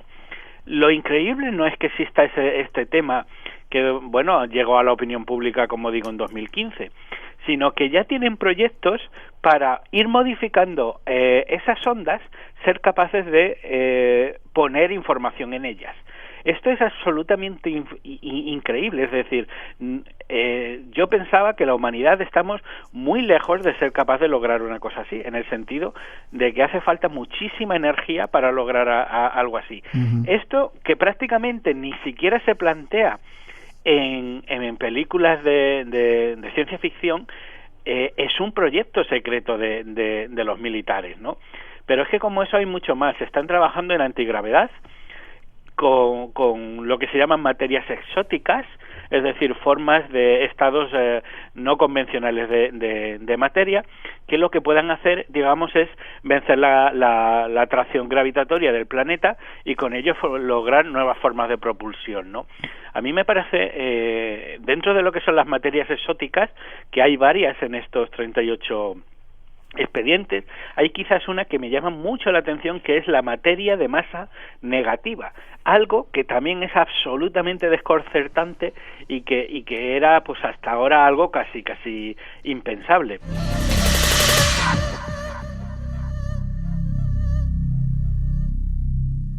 La materia de masa negativa. Qué extraño monstruo debe ser eso, ¿no?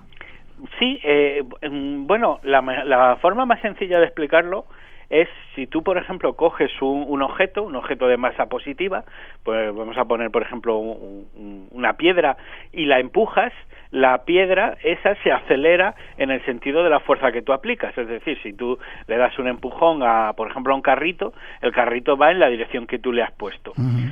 La particularidad de la masa negativa o de la materia de masa negativa es que se acelera en la dirección contraria de la fuerza que tú aplicas. Es decir, es como si tú lanzaras una piedra y al ejercer fuerza con tu brazo, la piedra saldría en la dirección contraria al sentido con la que tú has tirado con el brazo. Una cosa tan absurda como esta, que ya no es ciencia ficción, como quiero decir, pues es ahora mismo fruto de investigación para hacer sistemas de propulsión por el espacio, ¿no? De hecho, varios de todos los proyectos que tenemos aquí están muy orientados a que la humanidad se mueva por el sistema solar y por el resto del universo en tiempos realmente cortos, ¿no? Quizás en ese sentido el experimento que yo creo, o el proyecto que yo creo que es más increíble en ese sentido, bueno, realmente son dos. Uno son los agujeros de gusano transitables, uh-huh, que también otra vez es pura ciencia ficción, sí. Y es como lo muestran en las películas, que de repente gente de otras dimensiones o de otras galaxias pueden curvar al espacio y atravesar por ese agujero de gusano y presentarse aquí en 2 minutos. Exactamente, esa es la idea. Pero el problema es que cuando tú ves los informes, son absolutamente avanzados. O sea, no estamos solamente a nivel de física, sino casi ya a nivel de ingeniería. El problema que ellos han detectado es que cuando tú entras dentro de un agujero de gusano, el agujero de gusano colapsa. Es decir, tú entras en él, eres una materia, y el agujero de gusano se cierra sobre ti y quedas de alguna manera perdido para siempre. Entonces ellos lo que están buscando es una manera real de mantener el agujero de gusano abierto mientras una nave interestelar penetra en él. Y para ello tienen que buscar formas de energía negativa, formas de energía extrañas, etcétera, etcétera. Como digo, me parece apasionante, de verdad, que este tipo de cosas, si bien muchas de ellas no se han conseguido todavía, cuando tú ves los informes te das cuenta que están, si bien no cerca, pero sí resolviendo muchos problemas de física y de ingeniería para hacer esto realidad. En realidad lo que estamos asistiendo aquí es a la física o al mundo que tendremos dentro de 40 años. Espacio en Blanco. Tu cita con lo desconocido. En Radio Nacional. Esta noche con Miguel Ángel Ruiz hablando de temas de ciencia ficción que ya son realidad. Una puntualización, todo esto lo ha sacado de informes que se pueden desclasificados de la DIA, ¿no? De la DIA, sí, con fecha 19 de enero, este año. No son locuras de conspiranoicos, sino datos reales sacados de los mismos informes oficiales. Casi para terminar, extracción de energía de vacío. Sí, ese quizás sería uno de los proyectos estrella. Se sabe que eso es lo que se llama energía del punto cero. Se sabe que en un sistema, cuando un sistema, digamos, está en equilibrio, está tranquilo, la energía no es cero.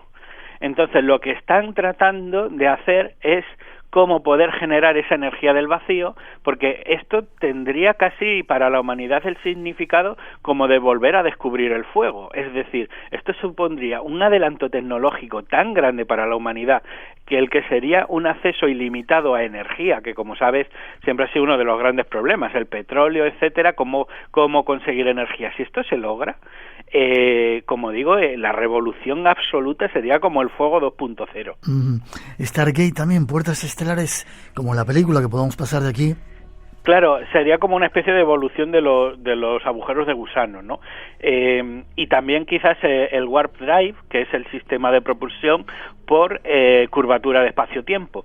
Se sabe que dentro del espacio nada puede ir más rápido que la velocidad de la luz, salvo que tú estires y contraigas el espacio, como pasa, por ejemplo, en un agujero negro. Entonces, se sabe que el espacio, el universo se extiende, ¿no? Se expande más rápido que la velocidad de la luz, y gracias a eso hay un invento que de hecho ya tiene incluso una patente de cómo una nave que expande el espacio-tiempo delante de ella y lo contrae a su paso, podría moverse dentro del universo por a velocidades mayores de la luz. En las tablas que se publicaron, en algunos de los informes que se han filtrado, hablaban de determinados, digamos, velocidades de viaje asociados a determinadas energías que podrían hacer, y uno de ellos, que a mí me llamó mucho la atención, era con una energía tremendamente alta que quizás en la humanidad todavía no podemos generar, pero que ya lo han calculado, podríamos llegar a Marte en 193 segundos. 193 segundos. Y te prometo que esa cifra no me la he inventado yo, Miguel, está escrita en los informes.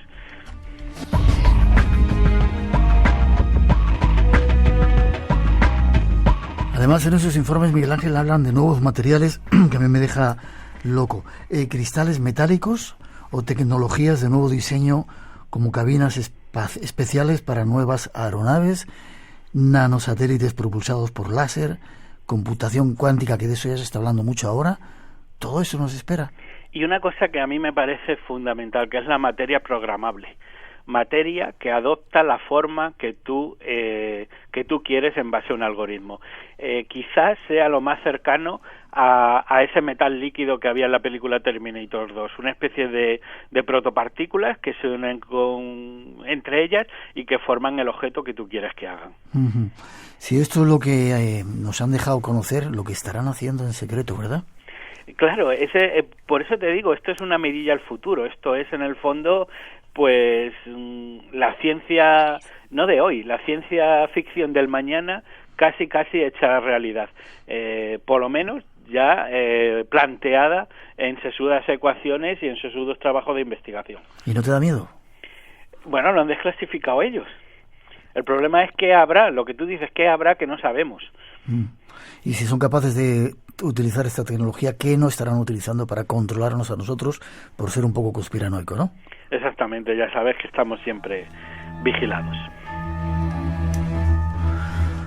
Miguel Ángel Ruiz, con su sección, yo no sé cómo llamarla, de conspiraciones reales. Gracias. ¿Forma de contacto contigo? Pues en Facebook Miguel Ángel Ruiz o en mi página web deep-politics.com. Documento secreto lo podemos llamar también, ¿te parece? Perfecto. Te veo prontito por Cantabria Infinita. Fuerte abrazo, gracias por hasta pronto. Traernos un pedacito de ahí, la verdad esa que nos esconde. Hasta pronto a todos. Hasta pronto.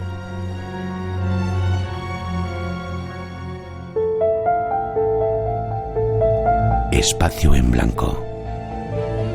El lugar donde habita el misterio. Con Miguel Blanco, en Radio Nacional de España. La leyenda continúa.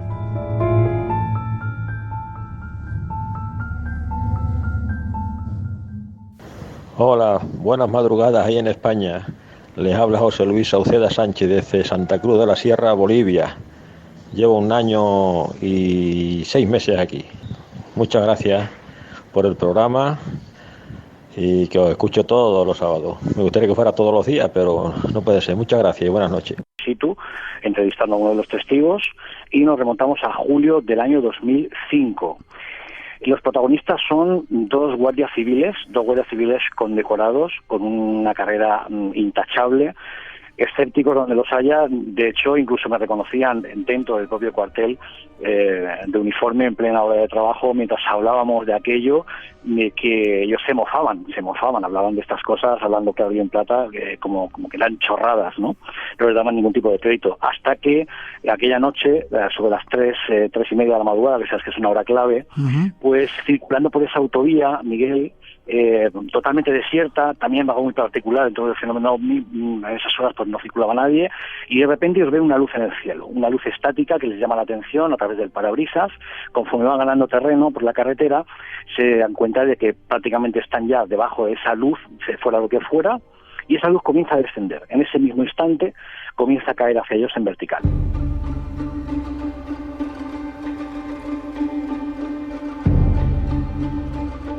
Déjame que aproveche para saludar a todos los cuerpos de seguridad del Estado que nos escuchan en todas las partes de nuestro país. Seguramente lo están escuchando en este momento ahora, para poner los pelos de punta. A veces esa luz que te cae encima, ¿no? Sí, porque además, a colación de lo que tú has dicho, Miguel, sabes que la Guardia Civil, la Fuerza de Seguridad del Estado del ámbito rural, sabes que viven en primera persona muchísimos episodios de corte insólito, ¿no? Retomando la experiencia, bueno, aquello se les cae encima, ¿no? Sea lo que fuera, se les cae encima, y lo único que les da tiempo es a dar un volantazo, prácticamente paran en la cuneta, porque, digo, fuera lo que fuera, incluso ellos pensaban luego, me lo decían, con el pulso todavía tembloroso, fíjate, estamos ya en el 2019, ya ha llovido, y todavía cuando lo contaban se emocionaban, de que pensaban que, bueno, que aquello era pues un helicóptero, un avión que iba a aterrizar de emergencia y que se les caía encima y que ahí se acababa todo, ¿no? De hecho, uno de ellos salta del coche, se cubre la cabeza con las manos, gritando mis hijas, porque es el último momento. Pasan unos instantes y no solamente, Miguel, no se estrella nada, sino que con lo que se encuentran es con un silencio sepulcral, un silencio también muy característico de los no identificados. Cuando abren los ojos y reaccionan, lo que tienen encima de ellos, Miguel, es un objeto discoidal, físico, metálico, de un color metálico oscuro, de unos 40 metros de diámetro, poca cosa, que cubre prácticamente los 4 carriles de la autovía sobre la vertical del coche patrulla, con los pilotos encendidos en mitad de la madrugada.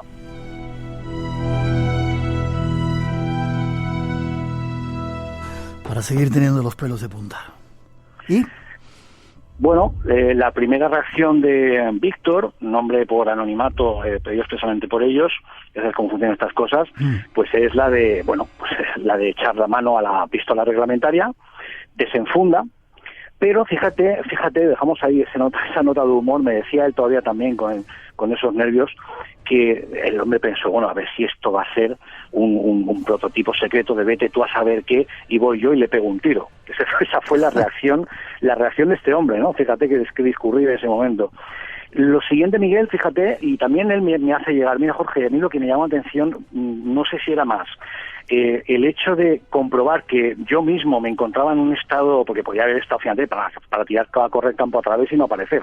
Sin embargo, él mantuvo una cierta calma, hasta el punto, Miguel, de que él da la vuelta al coche patrulla, abre el maletero del coche, coge una cámara de fotografía, ¿sabes?, de estas que llevan para los atestados, para tomar testimonio del accidente, y él dispara una fotografía con flash, porque era de noche. Para cuando va a lanzar el segundo disparo, se dan cuenta de que detrás de ellos hay una furgoneta de la empresa de reparto de paquetería. El conductor se ha bajado del vehículo, se ha orinado encima y está con la boca abierta mirando aquello, absolutamente, pasmado, ¿no? ¿Y la historia continúa? La historia continúa y la verdad es que continúa mucho más fuerte.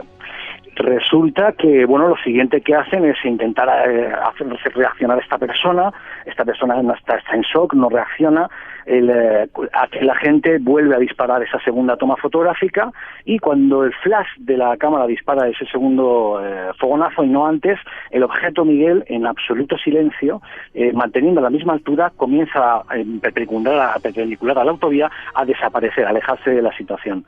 Ellos suben al coche patrulla, aquel señor de la empresa de reparto se queda allí boquiabierto en aquella situación surrealista, ellos dos siguen acelerando para intentar dar el alcance, nada más lejos de la realidad, el objeto genera un disco bastante rápido hacia la izquierda y que campo a través se pierde en dirección Sevilla.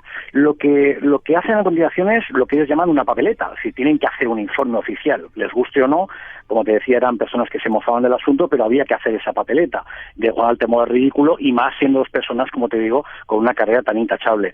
Lo curioso, Miguel, es que, primero, ellos se ponen en contacto con el aeropuerto de Morón para tratar de averiguar si efectivamente se estaba llevando a cabo algún tipo de prueba, etcétera, etcétera, les corroboran que no solamente eso, sino que no se ha detectado absolutamente nada en el radar, y esa papeleta la alzan al superior, y al día siguiente, ¿qué se encuentran? Se encuentran con que un militar de alto rango, no me quiero poner conspiranoico porque ya sabes cómo van estas cosas, pero testimonio de ellos mismos, especializado en estos temas, muy entrecomillado, ¿vale? Porque esto, en fin, hay que cogerlo con pinzas, les interroga por separado para ver qué es lo que había ocurrido aquella madrugada.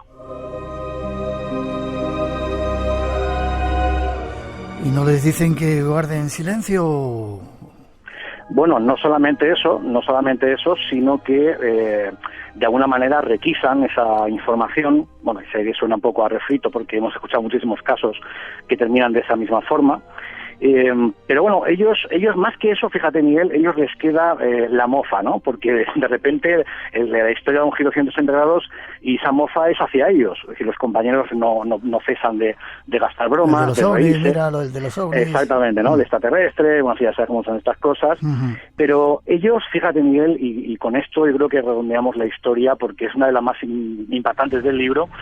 Ellos me decían, uno de ellos concretamente, casi con lágrimas en los ojos, repito, esto fue en el año 2005, ha llovido ya lo suyo, y todavía me confesaba dos cosas. Una, me decía, Jorge, todavía a día de hoy, como puedes comprobar, lo cuento, y realmente para mí sigue siendo un problema. De hecho, me costó lo mío, que quisieran contar aquello.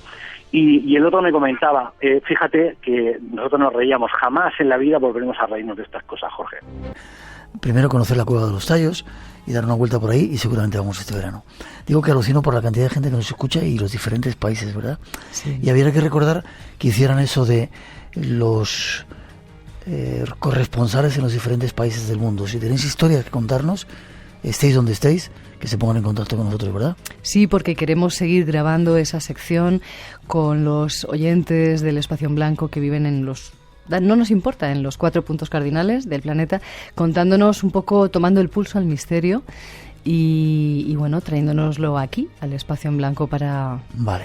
Y tenemos un mapa donde salen los puntitos desde donde nos escucha la gente. Yo estoy muy intrigado. Hay un punto en mitad del Pacífico, que no hay nada. Si estáis ahí escuchándonos, igual es un barco. Y si alguien latino que está en un barco americano por ahí en la flota del Pacífico, escribirnos y decirnos que estáis ahí escuchando, a ver qué es ese punto, porque no lo localizamos. Para aclarar el enigma. Sí.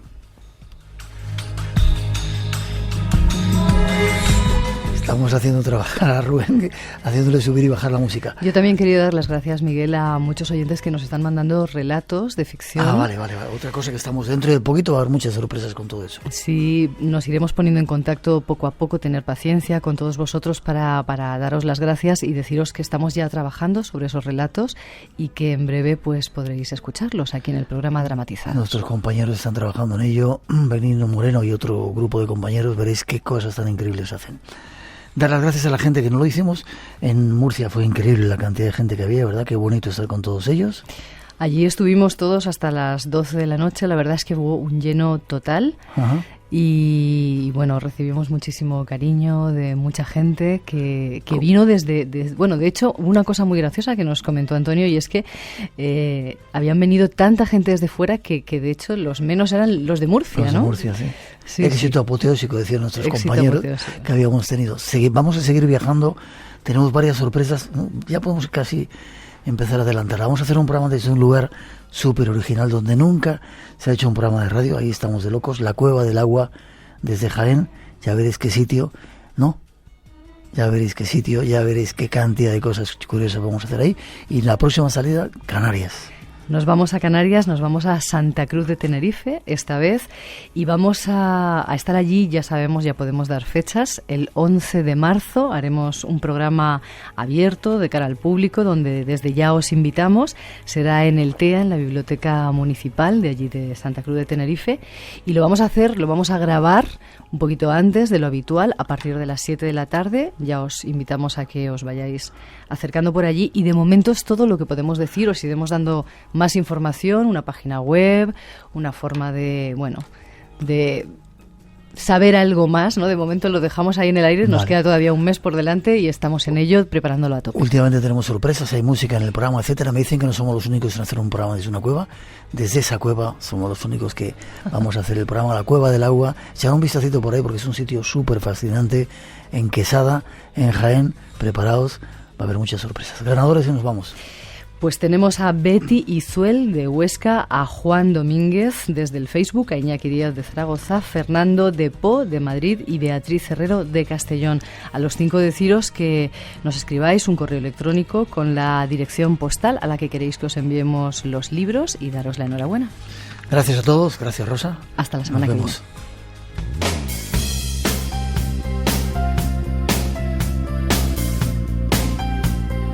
Terminamos por hoy, como siempre ha sido un placer estar juntos, pasar este tiempo de radio. Espero que os haya gustado a las personas que han venido a vernos esta noche. Volvemos, una de ellas ha pegado un susto así cuando, ¿verdad? Volvemos en 7 días a abrigarse, parece que vuelve el invierno y las nieves, cuidado en las carreteras por ahí. Saludos a todos los que estáis ahora en directo todavía escuchando el programa. Nos vemos en 7 días, la radio continúa, viaja al centro de la noche, nuestros compañeros esperan y hasta las 4 os dejamos con un poquito de nuestra mejor música. Gracias Rubén por el trabajo, nos seguimos viendo.